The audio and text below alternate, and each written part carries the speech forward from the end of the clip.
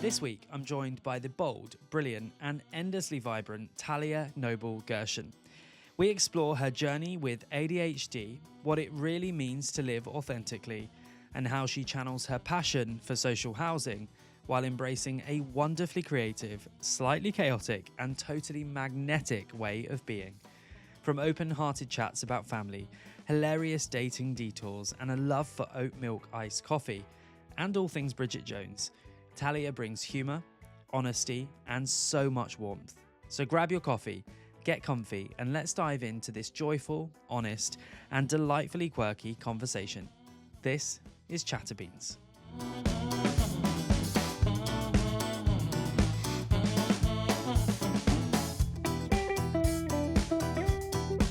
Talia, welcome to ChatterBeans. Hi, Are you thanks right? for having me. Yeah, I'm good. You're so welcome. Let's set the scene. So we know each other because we've been on a 6-week fun thing. We've been on a course, haven't we? Learning David. about podcast. Hi, David. Learning about podcast and radio. So that's how we met. And I think I'm going to hand over to you in a second. But your energy in that class, the week that you were missing, it was noticeably flatter. And so I really wanted you on the podcast. So thank you for coming. Thanks for having me. You're It's so so welcome. fun. Yeah. How are you though? I'm very good. Yeah? I'm a bit sad that our class has ended. I know. Really enjoyed it. Yeah. Really fun. I think everyone went to it for different reasons and different vibes. Yeah. I think mine was that I did radio at uni, and we can get into that later if it becomes relevant. Yes. But it was also very random. I was trying to prove to myself that I could commit to something for more than 3 weeks. Yeah. Which I can't remember the last time I have, apart from things I have to commit to, like going into the office. But I do joke that that is my biggest routine in life, Yeah. going into the office. And yes, it's funny, but also like I just wanted to prove that I could actually like say every Thursday night for 6 weeks, which is not that significant, but for me it is. And it was really fun. And I think sometimes people get like I sometimes get in my head about meeting new people recently, even though I love meeting new people. Yeah. But as soon as I got there, I was like, this is fine. But it's just like I was like, I didn't Yeah. overthink it. I was like, I have no idea what it's gonna be, but it was great, honestly. Yeah. So shall we dive into why you set yourself that challenge? Because a lot of it relates, I think, to your ADHD. Is that right? Yeah. Yeah. So tell us a bit about that. So I have always been like not great at concentrating and great at like just sitting down and getting stuff done. But I've had a lot of like passions and a lot of motivation and a lot of drive to do things. But Yeah. they usually wouldn't become something Yeah. always. So I was diagnosed with anxiety, which like the only things I really felt anxious about was not being productive. Really? If I thought about being anxious, it didn't really relate to other things, or maybe there were a few other things, but I wouldn't say it was like clinical anxiety. Maybe I'd be a bit stressed about like, I don't know, like something when you're a teenager, but it didn't feel strong enough to be clinical anxiety. Got diagnosed with that. Just was always anxious about not being productive. And it isn't, I don't mean, when I say productive, I don't mean in the sense of like hustle culture, girl boss, unhealthy productive. I mean like just being like the level of like the average person. Yeah. So And how old were you at this point? I think I must have, my mum's going to listen to this and be like, you're wrong. I must have got diagnosed with anxiety when I was maybe like 16, 17. And then what happened is went to uni, still hadn't been diagnosed with ADHD, came home for COVID. Because that's a whole other thing, but that's 5 years ago. I actually can't. It's mad, isn't it? It's mad. And my parents always got and still do, get the Times newspaper delivered. And perhaps not my newspaper of choice, but theirs. And there was an article in it about someone that had been recently diagnosed in their adulthood. So like maybe 20s or 30s, so not my age, but like similar age, with ADHD. And my Okay. mum read it and I read it. And I remember she came into my room being like, I feel like a terrible mum. I can't believe I missed this. Because everything that he was saying was very similar to my experience. And then went and got diagnosed. Was really lucky that I went private because there's massive waits on the NHS and I feel really privileged to be able to do that. And then just got asked loads of questions. And at uni, my housemate had to fill out like a thing about how I was. And I remember her saying to me, I don't want to be mean. And I Yeah. was like, no, be honest, because I want this diagnosis. And then I got diagnosed with ADHD. And I guess, yeah, it's been a really interesting process. I feel like where I am now is probably not where I thought I would be. In the sense of like I used to be on meds. So I Okay. used to be on meds for my ADHD. I never felt like they were that great. And one time the doctor said to me, I think they were a placebo. And then in true ADHD fashion, I had one good meeting at work where I forgot to take my ADHD meds this morning. Things like I have an ADHD life coach who I bloody love, and I will send her this podcast. And she's hilarious, Yeah. and just she's great. And I mean, she thinks I answer all my own questions myself and that I don't need her, but I do need you. I need you. But yeah, I feel like I'm very comfortable with speaking about my ADHD now. Yeah. I don't think I was ever uncomfortable. And I think something that I've spoken about sometimes is I feel like ADHD is becoming less and less stigmatized, but other things like autism are so stigmatized still. And I've never looked into the reason why. I just haven't. But that does interest me, because as someone that has ADHD and not autism, that's very interesting to me. Why is one stigmatized and why is one not? Yeah. But I've always felt comfortable to share about it. But it does impact my life more in funny ways. And I guess I've always been the sort of person to laugh at myself. But I think That's helpful. getting diagnosed with it, I was even more like if I wrote down every single like random little thing that happened in a week, and someone that like hadn't got to grips with embarrassing themselves read it, they'd be like, oh my God, that sounds horrific. Whereas I'm like, at the end of the day, like embarrassing things are gonna happen, and that's like who I am, and I can't really do anything to change that, and I just have to get on with life.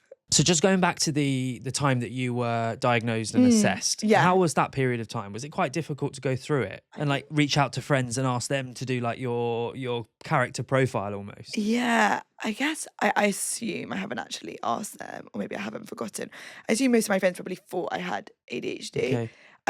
I never felt like that anxiety like really fit me. Again, I obviously have periods of anxiousness and stress, but I Yes. didn't feel like I had diagnosis of anxiety. But I guess I didn't know what else it could be, so I went along with it. At that time it was COVID, so it was all online.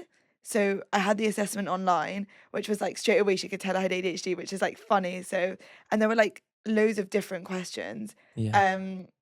And no, I never felt that embarrassed. Okay. No, You just kind of wanted to get the diagnosis, I suppose, and go, oh, this is who I am. And yeah, I mean, my friends, I've obviously made new friends in the last few years and love them, but yeah. but my friends that I've known forever, like even before the diagnosis, like could obviously tell that I wasn't great at concentrating, and sometimes would zone out, and like they never like abandoned me, so I wasn't No. like worried about like what Yeah. they're, and I guess maybe for them also it was maybe like a bit like clarity. So So what are the big things for you in terms of your ADHD? It's lack of concentration. forgetting things, lack Really? of concentration, speaking quite fast, having a lot of enthusiasm. Another ADHD thing is sometimes forgetting to respond to people, but I don't have that. Like I respond to people very You're quickly. super on it. Yeah, that's my one thing that's not ADHD. So if you Yeah. look up all the ADHD things, it's like forgetting about responding to people for like Yeah. months, and that's like the opposite of me. And also sometimes it's like being a bit messy. So my brain is messy, but my actual room is quite neat. It's not like the Okay. neatest ever, but it's Yeah. like neat, Yeah. like averagely neat. And yeah, I feel like I've well, we can get into this later maybe if it's relevant, but like I've always been my authentic self. And I think ADHD sometimes just like puts a label on some of those things, but Yeah. I don't need everyone to know. And I guess I bring it up when it's relevant, or like when I feel comfortable. Like I'm happy to speak about it now because it is a big part of my identity, and I'm really an open book person. Yeah, good. And so thinking about some other areas of your life, you said that you're quite busy, you're on the go all the time. And I definitely know that when we've spoken in the course, you've kind of got every night planned out for like months on end. Is that how you channel some of this energy, I suppose? Like seeing friends, keeping busy? Yeah, I think I do sometimes set myself like the goal of being spontaneous, and there's like sometimes a joke with some of my friends like, oh, this will be spontaneous, May. But I guess I'm not very good at being spontaneous, and it's funny because there's like a disconnect. In my head, I know a lot of my friends are spontaneous. So if I made no plans, Yeah. I could see them and just text them on Tuesday and say, do you want to meet Wednesday? And they would be free. Okay. But something in my head is like, I want to make sure that I have fun things like to do after work to channel that energy. Because, you know, work can be heavy, work can be a lot, to make sure I have something. And one thing when I was thinking about like preparing for this podcast, I was thinking like, what do I really love? And I really love bringing people together, Do you? like that don't know each other. So I know like, I don't know, like I just remember someone saying to me like, oh, I would never mix my school friends with my uni friends. And like, I think that's quite common, or like I think I've so. come to realize that's quite common. Yeah. That's not common for me. Like I will mix friends. They obviously the friends know before. Yeah. I'm not like going to meet a friend for a drink and they're like about to spill to me about their love life, and then I'm like, oh, by the way, my uni friend that I haven't seen in 5 years is coming. Like no, obviously there's context, but I really love bringing people together. So we'll go clubbing, and like my friend was like, who's coming? And I'm like, it's literally just loads of people that don't know each other, and that's not just me saying that, like it's true. Or like I went to saw Bridget Jones with like 11 friends from random friend groups, and I was late, so they were all just chatting and being like, how do you know Talia? And then I really enjoy, I think London, maybe England, but obviously I'm in London, so I'm talking about London, is there's a lot of ways to like meet people through like, I mean, I don't know what it's like for men, but for women, there's a lot of, you know, like coffee on walks, there's Instagram groups, stitching, all that stuff, which is like really nice. But I feel like I know very eclectic people, and sometimes I think that they'll get on. So I'm like, let's just like, I'll pick a right setting, like the pub. Like it's not going to be something that's like, you know, like we're going to go like, I don't know, like read in the park together. Like it's going to be, you know, somewhere a bit more social. But I really like bringing people together and like, and connecting people, and like, I don't mind if they go and do stuff without me, or like have separate connections. Like I think it's just nice. And also like I've met people through my friends, so like grateful for that. And you meet people in such random ways in London. Like one of my really close friends I met on Hinge. Did you? We never actually went on a date. I will send her this podcast. I love her, and I love her girlfriend. Like they're great. Like we're really good friends. Classic gay. But yeah, we never went on a date. Nothing like ever happened. But she was like, do you want to be friends? And like, I feel like with that text, you read it and you're like, okay, maybe not. But then she was just so cool. So we've stayed friends, been friends for like really, really, really close friends for like nearly 2 years now. So that's definitely the energy I got from you, is that what you say you mean. Like you're just so open and genuine. Like there's no facade. Yeah. If I didn't want to invite someone to something, I just wouldn't. Because I think a lot of the time people, because obviously it's maybe not as common to other people. Like I'll get a lot of texts like, am I intruding? Do you really mean it? And I'm like, I just wouldn't bring it up if I didn't want you to come. Like I'm not one to bring it up and then go back on myself. So yeah. And you and Mimi on the course, very similar in that sense, aren't you? Yeah, I love her. Yeah. I feel like it's just nice to bring people together. And I think, as I said, like I'm quite a, like funny, embarrassing things happen to me all the time. So I think I feel quite lucky that I can embrace it and be my authentic self, because I think I'd find that really challenging and feel really negative if I couldn't embrace it. Like I think that would really ruin my vibe. So going back a little bit to university, what did you study? I did politics and social policy. Okay. I love. And what's the long-term goal then? So you studied that? Since the age of 12, I wanted to work in social housing. Really? Which is very rogue and a bit random. Well, very random. I mean, no one, including my parents and grandparents, really knew what that meant. And I didn't know what that meant, because I didn't know that there was, you know, housing management, housing strategy, housing policy. I just wanted to work and do something for people in social housing. But I had no idea what that meant at the age of 12. And I think that's why we gelled slightly, because my career started in social housing. So cool. Like, to me, this is like, when I meet someone that's like, worked in social housing, I feel like I'm meeting a celebrity, but everyone else probably thinks that's so weird. I'm just like, unbelievable. Yeah. So what is it about social housing? Is it just helping others that are in need, right? Yeah, I guess. So I'm trying to think back to early age. Was I've always grown up in London, and I just always wanted to work in it. Did some work experience with, bless my teacher, got me some work experience. It was like a builders association, so not exactly what I wanted, but it was interesting. I had a mentor at school who worked for like a Jewish housing association. I went to uni and I did my dissertation on lack of LGBTQ social housing and the role between government and this was before I was working in local government, the role between government and charity sector. Right. It's always been interesting. I always really liked it. And then was looking for social housing jobs but couldn't really find one that was a bit more strategy based. Okay. So then I applied for a local government graduate scheme and I joined a London council. And So now you're bang where you wanted to be, and now really. I am really where I wanted to be. And I think this is something that I've been thinking about recently. Is I recently went to Copenhagen. Yeah. And I saw some photos of their social housing in the museum. And it was really nice because I think sometimes, I mean, this is normal for all jobs, I assume, but I think sometimes, like, even though I am in my dream job, you have moments where you're like, I'm so busy, it's work. And I was just looking at these photos and it kind of like came back to me why I have this passion for it. So I do try and do things outside work that relate to social housing. So like there's a museum of homelessness in Finsbury Park, which do live podcasts, really cool. And it's like a museum, the first museum of homelessness. Wow. I go to like talks by Stonewall Housing, which is LGBTQ housing. I just go to things that like sort of spark it outside work as well. I guess, but that with ADHD being so passionate about something, you get very hyper focused of work. Yes. Yeah. So it has its upsides and downsides. And yeah, I think I actually have forgotten what the question was. No, I think generally like that was what you wanted to do at university. From a very young age. Yeah, and now I you're feel very doing lucky. And I think so at the moment I'm writing we're doing a new homelessness strategy. So I led the engagement, which was going out to speak to lots of people in the borough affected by homelessness. So I'm at the moment writing up the report of how it went. And sometimes I'm a bit like, I can't believe I did all this. But it is a bit thrown the deep end, but in a good way. Like I feel very supported, I have a great team, but it's definitely like I definitely really enjoy it. And I like building up like the relationships and the partner work. But I think for me, it's about like that moment in Copenhagen. How do I keep that passion alive? I think that's quite unique that you've said it yourself that you come from quite a privileged background and upbringing, whereas I came in it from the completely different end. So I had my dad brought three of us up as a single parent. We lived in a council house.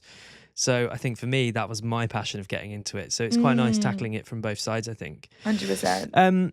Just thinking back to university then. So it must have been a crazy time. And you talked about part of your university life was COVID times. So you obviously came back to London, I imagine, and went online. But how were the times that you weren't in London? Where were you at uni? Birmingham. Oh, yes, of course. What a great city. Love Birmingham. Yeah. Not at the moment, though. Have you seen environmental? No. Because the bins haven't been taken out. There's like rats. There's an environmental emergency. Oh, no. Not good. Not good. Life in Birmingham, though, discovering yourself, like you've talked a few different bits about sexuality. Yeah. You talked about Jewish housing associations. We've got a few little topics to talk about. It's like, how are we getting how do we get there? But do you identify as a lesbian, right? We talked about this in the pub. Lesbian, gay. I guess I think it's a common thing probably with with a few lesbian women to use the term gay. Okay. I don't know which one I feel more comfortable with. I think I'm happy with either. Yeah. But I think if I was to meet someone, I'd probably say gay woman. But if someone was like, "Are you a lesbian?" I say yes. Fine. Okay. Which is interesting. I haven't really thought much about it. Yeah. But I have been like, I've heard that that's like somewhat common. Right. Okay. But maybe I'm wrong. Maybe it's just common amongst some of my friends. When did you realise? When did I realise? I think I realised when I was about 17, 18. Okay. But I didn't do anything about it because I just like hated dating. And I still do hate dating. Sorry, Mum, I hate it. I'm a strong, independent woman. Yes, you are. But I at 17, 18, and then kind of ignored it. But this is the thing that I try to make clear. I did not ignore it because I had internalized homophobia. I ignored it because I just did not care about dating. Fine. And I think there's a big difference there, obviously. Yeah, so just like making that clear. That was my experience. Kind of left it and then went to uni. And I don't even know how I realised I have such a bad story because I don't even know. I just remember one day I realised, and then I was like on a dating app looking at girls in my uni kitchen, and then someone was like, oh, are you on someone else's phone? Like, are you on one of our guys' flatmates' phone? Like, doing his. Oh, Because we would help really? each other a lot with Yeah. dating apps. Also, I think this was COVID. Yeah, this was COVID. So we were like bored. So they just assumed you were Yeah, and on a then guy's phone. and then I like came out, and then I remember that housemate who I'm not close to anymore. He felt so bad. And I was like, no, it's fine. Like, 'cause I was gonna say something anyway. And then I came out as bi, and then a few years later came out as gay. Yeah. And yeah, I feel like I sometimes forget who I've told and who I haven't. So like, I'll probably be like sending this to my cousins. Just and send them they'll the be like, podcast. and they'll be like, you've never told us this. But it's not because I'm hiding it, it's just because I do not date. Yeah. And I think I was very clear, like, I'm not gonna bring this up unless I date someone, because it just feels like I'm Sometimes you don't need to say anything, I right? feel like I'm such an open book, but not so much about dating. Fine. It's not that I'm hiding anything. I'm just like, it's just like a bit of an awkward conversation. It's really interesting because like Yeah. maybe we'll talk about family later, but like super close to my family. Yes. But I just don't love talking about dating. But I think that's quite common. Like, I Fine. don't think that that's completely unique. Yeah. But yeah, so I don't really know how I knew. It's really, because someone was asking me the other day, like, who was your celebrity, like, Crush, you know, and all yeah. this stuff. And I'm like, I don't even know. I just knew. And it's so Fine. annoying because I actually really don't have a story. And I'm just like actually taking a second now to think, like, do I definitely not? No, I don't. No celebrity crush. It's okay. No, like, I think people are fit, obviously, but it wasn't. I don't remember like how I knew. Fine. Maybe it was like a YouTuber actually. There was like a YouTuber called Georgia Bridges who was cool, and I thought, Okay. and she still exists. Yeah, Hi. yeah. She's not listening. She might be, yeah. But who knows? But yeah, and then yeah, I've dated a few people. I've never had anything more serious than like a couple of months. It's just not something that's a priority. I get the sense for you that you don't have time for it anyway. Yeah, but there could be potentials listening, so let's not say that. Exactly. I would make time for you if you were the right person. Get in touch. Hit us up. Isaac Show started turning into a dating show next. How fun! That's my next podcast. Yeah, to be honest, like I'm now thinking like what I would say to friends if they were like to us, and I'm like why it's just not something I prioritize, and I don't know when that will come. Like, either one day I'm going to wake up and be like, I need to prioritize it. Yeah. But then for me, like, something else is going to have to give. And I like really value spending time with friends and family. And I really value my work and beyond work, like my passions of housing. So like going to like, you know, a random talk, like an hour away, like on a Tuesday night, like something like that. Like that is what I value. And that gives me really, yeah. But I really hate dating. Like, I feel so anxious. I don't know, because like everyone's like, it's like you love meeting. Like, I love meeting new people. I love new vibes, new experiences. Like, really, I like new things. It's fun, but just I don't know. It doesn't give me the same energy. Maybe I just haven't met the right person. Yeah. Maybe also like, I don't have that many friends in serious relationships. Like, I have a few, but I don't have like my whole friend group in serious relationships that I feel like I'm missing out. And also, like, I've never had any of my friends like leave me behind when they've got into a relationship. Like, they've never been like that. So I've never had that experience. Yeah. So I just don't feel like I'm missing anything. But they all do want to wing women me 24/7. And you go out a lot and party. So do they try? They do try, but sometimes. But I bring you ladies and just introducing you, right? Do you know what? Which is quite a funny story for the podcast. Go on. So we were talking about this club night that I'm going to tonight, which is called a bat mitzvah, which is a Jewish queer club night in like East London. Yeah. And I'm going with some friends. It's open, obviously, to non-Jewish people and to allies. So my mum's going, she's not queer, and like other people are going and they're not queer, like friends and stuff.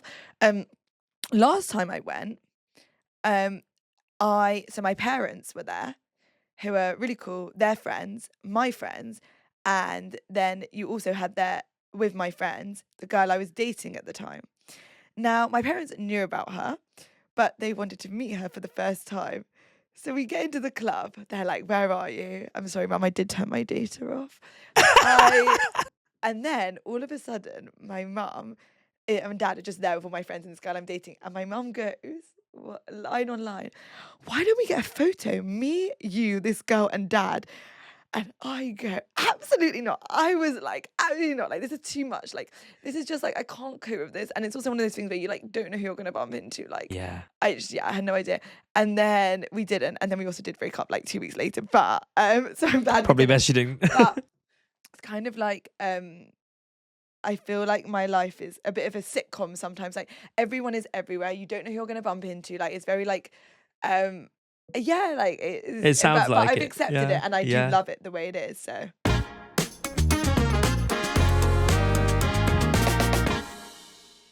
when I was younger, I don't know if you've been to Brent Cross before, which is like I used to go there all the time. So when I was like, I don't know, again, I probably got the age wrong, but maybe when I was like 10 or 11, they used to have like these auditions in the middle of Brent Cross for In the like shopping shows centre? and stuff. Yeah. So I auditioned for Annie. Did you? And I got an extra part. And for the West End? It was like a charity one on the West End. Fine. And I just remember being so like so I didn't get cast as Annie, or like no, definitely not. And I got cast as this I don't know, random child. And I remember like on one of the nights I felt really ill. So I had Calpol, so I was feeling like great after that. Yeah. And then I was meant to be in the back. Like, I was not good. Like, this is not me being pick me. Like, I was not good. Like, that's fine. Like, I've watched the video. My sister will watch it with her friends and laugh. Like, it's a funny video. But I was bad. And then because I was so on top of the world, I like made my way to the front row so bad. And I was just there like dancing, and I was like 10 years old. And then I remember my mum had to like come and get me. It was all a mare. But I just feel like that's like that confidence of that is like that's something I've realized recently, like the confidence of like because when I see like my cousins and stuff and like they have it, like the confidence of children is so great. I mean, I'm not saying I wouldn't do that now. I think you would. Probably would. But I'm just saying in general it's good to have that. Yeah, I was about to say a whole deep thing, like, and I wish I would do that now, but I'm actually like I would do that now. I think you would. So I don't have anything to add.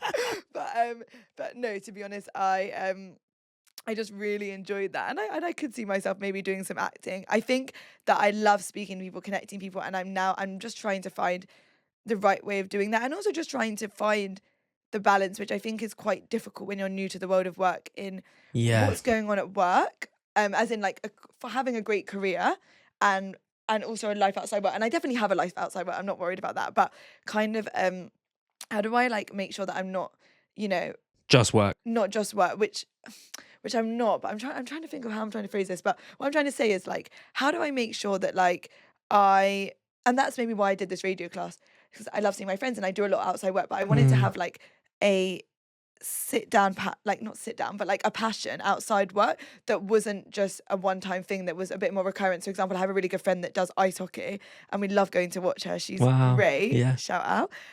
She's really, really fun, and she's really good at it, and I love watching her. And it's just really like, I kind of watched her and was like, oh, I want to do something a bit similar, like have a structured thing, something that's outside of that. But I guess it's also like finding myself, and I think I'm this is why I started the podcast, because it was such a passion that I wanted to do, and I didn't want life to just be my career, and then seeing friends and family is fine, but there was always this passion to do something else, right? Which is why we did the course. And pretty much every guest that's been on this podcast have kind of had their career and then had their passions as well. So I think, because at uni you did a radio show, didn't you? I did. So it I had all a links podcast, and it's flowing. So I can see that you've got this like creative output that you need. So what do you think you're going to do to continue? Because you've done the radio course. Yeah, I don't know.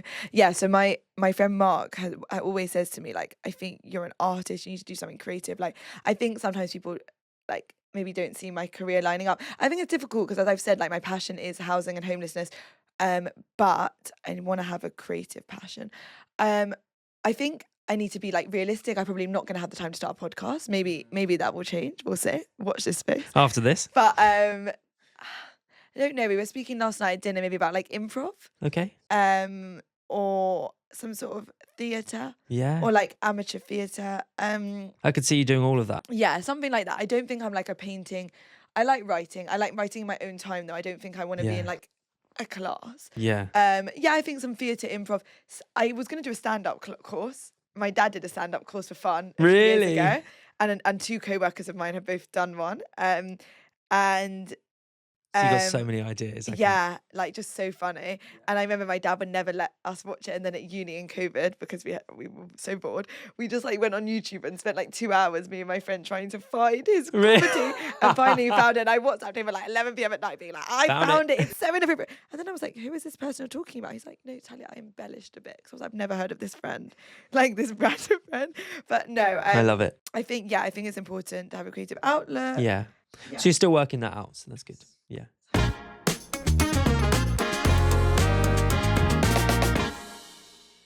So you mentioned that you had an ADHD mentor. How did you find them? Yeah, so it's like a life coach. I literally just looked up ADHD life coach. Really? And I found her online, and she's great. She also has ADHD, and I think that that's something that's really powerful, because I think for me, I work better like with someone, I think, that understands, but sometimes it needs to go a bit further than just understanding. You need to actually have lived that experience. Yes. I actually don't know how old she is. I assume she's only like 5-10 years older than me max. And, you know, she's had similar experiences to me. I don't mean in terms of job or like, but we're quite similar. So when we're talking through things, I think it's like she sees herself in me and knows how to like. She gets you. Yeah, we used to do weekly. Now we do every few months. Okay. And I think we both I would say like I definitely value her in my life, and I've learned a lot from her.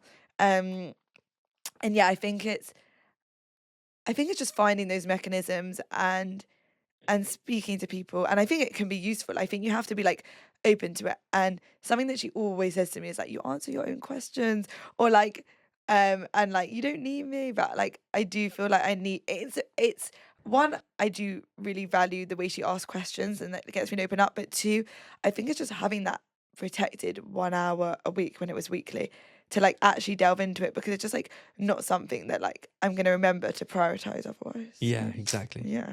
So you think it's very useful? I think it's really useful. Been valuable for you? I think you just need to find, like, I just think if someone needs it, they need to find the right person to gel with them. It's similar to therapy. Yeah. You're not going to gel with the first therapist. Exactly. Or you might, and that's great, but you know what I mean? Like, yeah.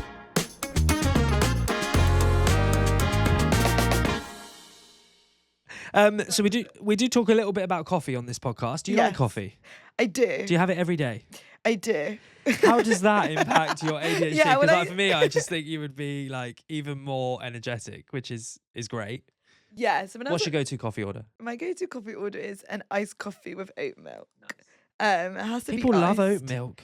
Love oat milk. Has to be iced. Classic gay. I told my local coffee shop they like, I'm friends with them. Like, obviously I didn't mean it, but that they were like not being like tolerant to me being gay because they didn't have ice all winter, and they were like, shut up. Shocking. Yeah, love coffee. Yeah. But only one a day, sort of. Just one. I don't think it actually does anything to me. I think I just like the taste. Fine. And I think I like the routine, the limited routines in my life. This year's going to be the year of the routine. Love that. Why not? Do you have a local coffee shop? Or do you have like a chain that you like? I usually go to one in Wood Green, which is opposite my office, called Bean and Brew. I know it. Very nice. It's really nice. Really nice staff. If you could have coffee with anyone, dead or alive, who would it be? Okay. I would have coffee with, drum roll please. Yes. Bridget Jones. Bridget Jones, yes. But not Renee. So, who's the actress? Yeah. Which doesn't really make sense, but I'm going to explain it if you want. Go on, yes. So, I saw in a podcast, so me and my mum went to a live podcast, How to Not Fail. Okay. With Sally Phillips. She was in it. The lady in Miranda who's like Yes. Tilly and like Shazza in Bridget Jones. She was like with it. She was the she doesn't do the podcast, She's but fantastic. she came on like a guest. And she basically was saying like, when Renee, who is Bridget Jones, like the actress, comes to London, she'll always speak in a British accent, even if it's outside filming. Like, you know, if they're having dinner one night, the cast, she'll...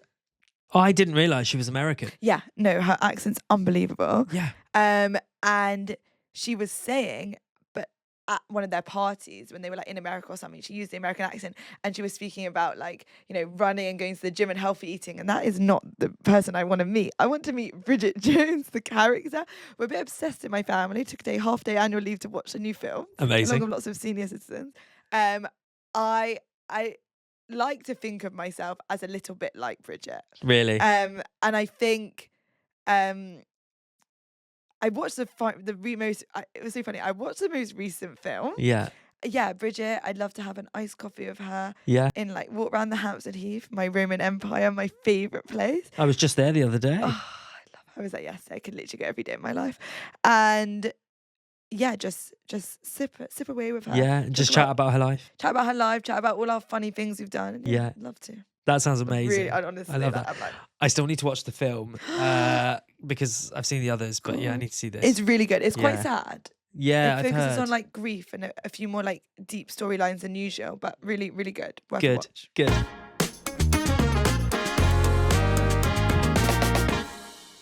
Is there something in life that you've had to unlearn or, change your way slightly? I think it's so cliche, and I hate being cliche, which is things just are not going to always work out the way that you think they're going to work out, but they're going to work out better. I think being true to myself, what I actually want. I think now I kind of know what I want and how I want it, like in such a simplistic way, but like how I'd want to spend my weekend, whatever. Yeah. And that doesn't always line up with everyone else's. I think also just like, I think I'm never gonna be this can get everything done, fully productive person, and that's okay. Just give myself a bit of credit. Like I got into a competitive grad scheme, I got a job, I left the grad scheme a year early to take on like quite a high level job. Went to a great uni. Things go wrong, but things always go wrong.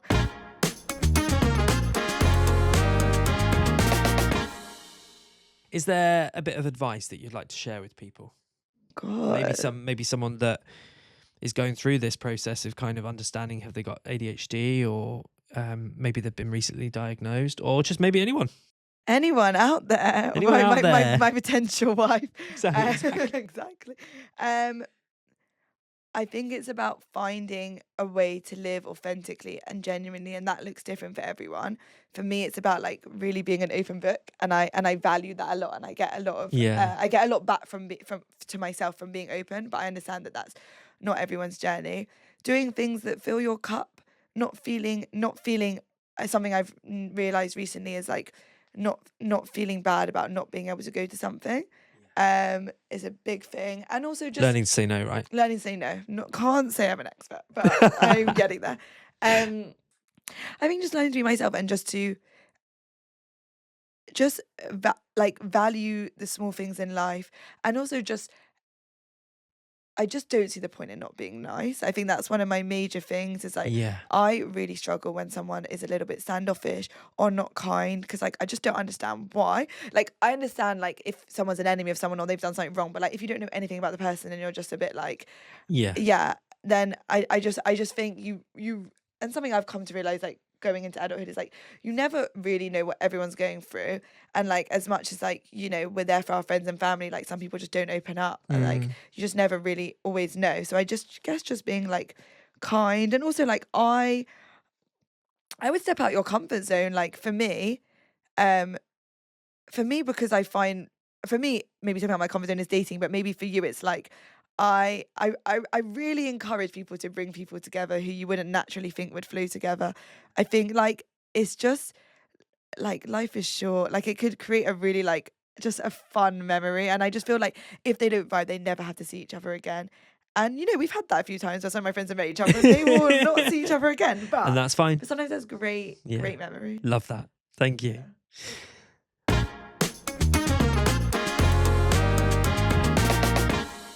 Yeah, I get a real sense that you live your authentic self. Yes. Yeah. And on that, I was going to speak about these stories I write. So I've always said I don't want to be a journalist, I don't want to be a writer, but I recently got into writing, I don't remember how. And I kind of just write about like every single embarrassing thing that happens in my life. Really? And going back to open book, I once sent it to my co-worker who I've now become friends with, and he was like, I feel like you sent me this by accident, like you didn't mean to send it to me. And I was like, no, I have sent this to like 20 people. He was like, this seems quite like your like personal life. And I'm like, yeah, but my life is open.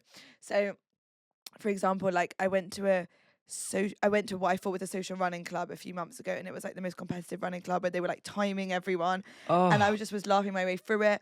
Or like I'll write about like bad dates. Yeah. Like I went on this date with this girl, and it was really nice. And then she just was like, "I better be friends. It's better to be friends." I was like, "Cool, great, fine." And then a few months later, and we have nothing in common, like no mutual friends, not the same age, not the same Yeah. anything. Yeah. And then I get on the train to Manchester for like a few weeks later, and I look from the corner of my eye and I see her. And then this is like a packed train, like 300 people, 200 people. Yeah. And she comes and sits opposite me. And then we literally chat the whole time. And then all the guests around us had just such interesting stories and were telling us about their life that I like wrote about that. At the time I was messaging my friends like, what is going on? And then my extroverted friends were like, this is hilarious. And I was like, yes, I know.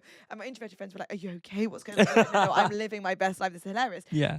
But I'll write about that, and it's kind of cathartic and like just different like funny experiences that happen. And I'll usually end it with this quote, and I think this is a really nice quote to say on the podcast. Go on. Just a Bridget Jones quote, who our radio teacher David did say I need to be less Bridget Jones and more myself, because Bridget Jones has been done, and I do agree with that, but I still love her. But as Bridget would say, it is a truth universally acknowledged that when one part of your life starts going okay, another falls spectacularly to pieces. And then on this story I wrote, and I am happy if the part going to pieces is running. But like kind of just like not taking yourself too seriously. I think that would be like my main message that I want to get across in this podcast is like, you know, ADHD is a serious thing that does affect my life, and like yes, it part of it is like it makes me like, you know, hyper and passionate and have, you know, all these like really big ideas, and that's obviously a really great positive thing. But there's also the other side of it where like you know, I can't always reach the potential of what I want to reach, and sometimes not really understanding why, and like, you know, starting sentences in the middle with no context like can seem like a funny thing for a bit, but it can get annoying for myself and obviously for people around me when it's like constantly. So there are things that are like, it's just, and concentrating, you know, when you like life is like there's a lot of things going on, you want to be able to concentrate. So there's like lots of, you know, not great things that come along with ADHD, and I don't think that if I had a choice I would want to have it. Like I'm happy, I'm okay with it now that I have it. I'm okay with it that I have it, but I don't think I would choose. So I think it's just about trying to, you know, when those embarrassing things happen, how can I like make light of the situation, whilst also if it's something that's like really impacted me, holding space for being upset.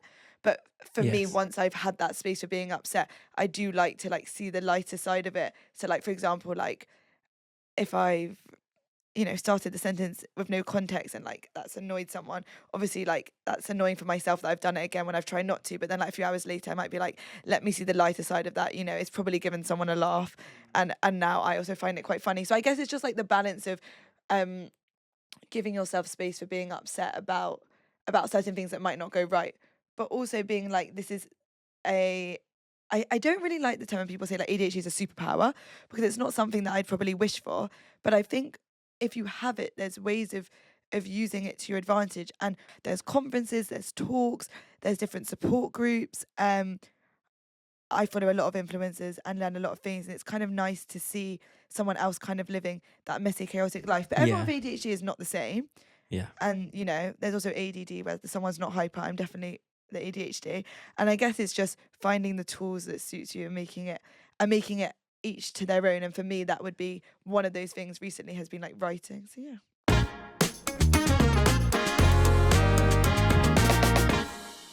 I think as I've been doing this podcast with you today, I've come to realize actually that I do a lot of things that a lot of people wouldn't do because of fear of, you know, they don't think it's cool, or they don't think it's like the socially acceptable thing to do, and like and so to be honest, it's been quite interesting just talking through the podcast and realizing actually that I do quite a lot of things that are just a bit quirky. I mean, I've always known that. Go on. Don't worry. But yes, but uni I did radio, inspired by my mum because she did radio, and it was really fun. We had a news show in first year.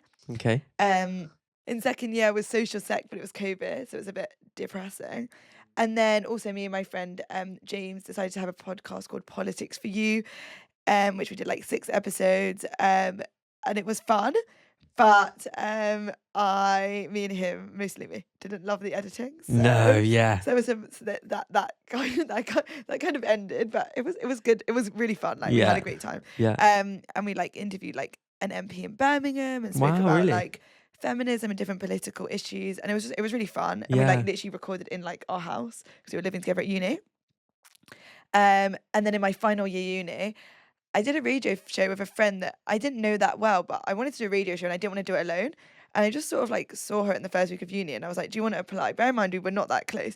She was like, yeah, why not? So we would speak a lot about random topics, speak about like just like what we wanted to do after uni. And I actually should probably go back and listen and see how much it's lined up. Yeah. And then we would like get friends. I remember I had one friend on the podcast who was like talking about her ex, and I was like, your ex is literally going to listen to this. So it was a radio show because it was live. Yeah. And I would put it on my Insta story, and I was like, you need to like not talk about that.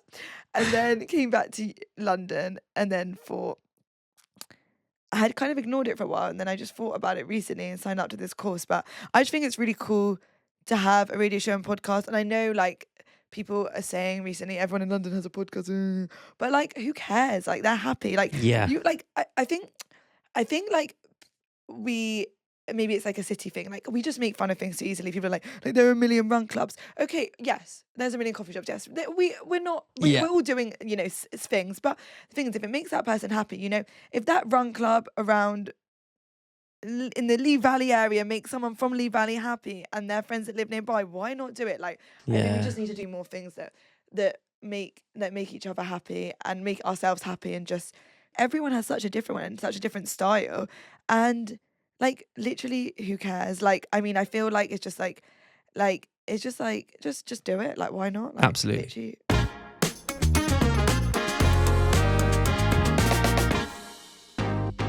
It's time for the quick fire round. Oh my god. Are you excited? Yeah. What is the first thing you do in the morning? You wake up. Scroll. Oh, let's keep it real on it. You're honest. It's good. Coffee or tea? Coffee. Always. Yeah, but iced.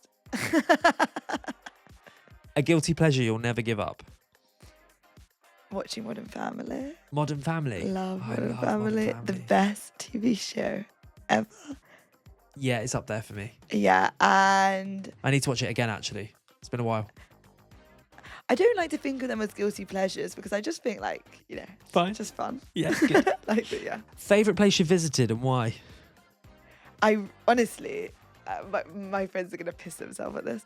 I just feel the most calm in the world when I'm on Parliament Hill or Hampstead Heath. Really? Yeah, I am a true Londoner. I feel calm in this city. And Parliament Hill, there is something special about that I'm place. stood on that hill and I'm feeling like I can literally do anything. It's great. I love it there. And it features in so many films, doesn't it? And So TV many shows. great films. Oh, Yeah. Bridget Jones. Yes, exactly. There we go. Oh, it's all coming now together. we know why. Favourite way to spend your day off?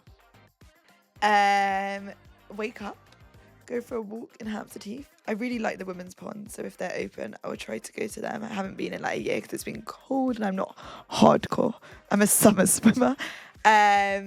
Chill, look in some shops, maybe walk around Hackney, Broadway Market, or like Stoke Newington, meet a friend for dinner, and yeah, depending on what mood I'm in, maybe go clubbing. But I don't need to go clubbing like every week. Are you sure? Yeah, somewhat, maybe.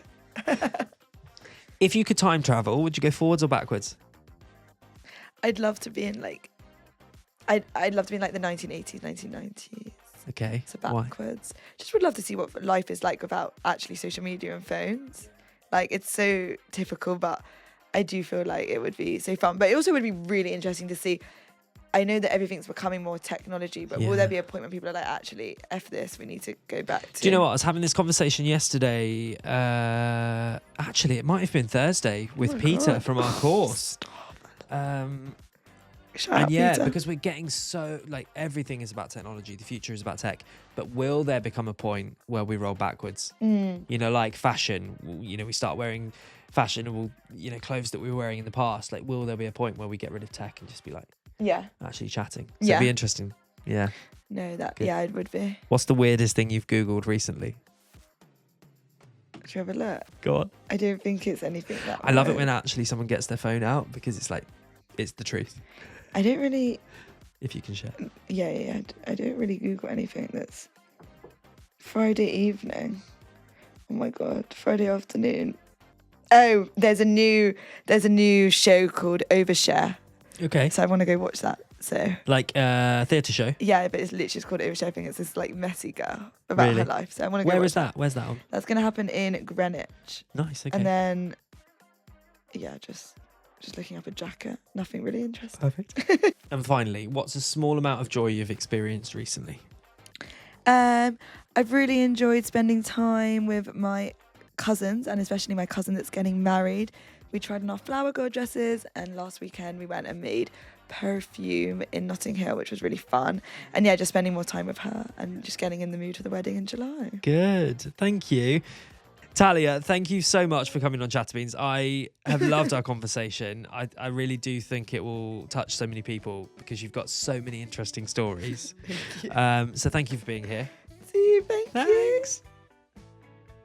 Thank you so much for tuning in to ChatterBeans. I hope you enjoyed today's conversation. If you liked this episode, don't forget to subscribe and leave a review. And for more behind-the-scenes moments, guest updates, and a peek into the world of ChatterBeans, follow us on Instagram at chatter.beans. Until next time, grab a coffee, sit back, and let's keep chatting.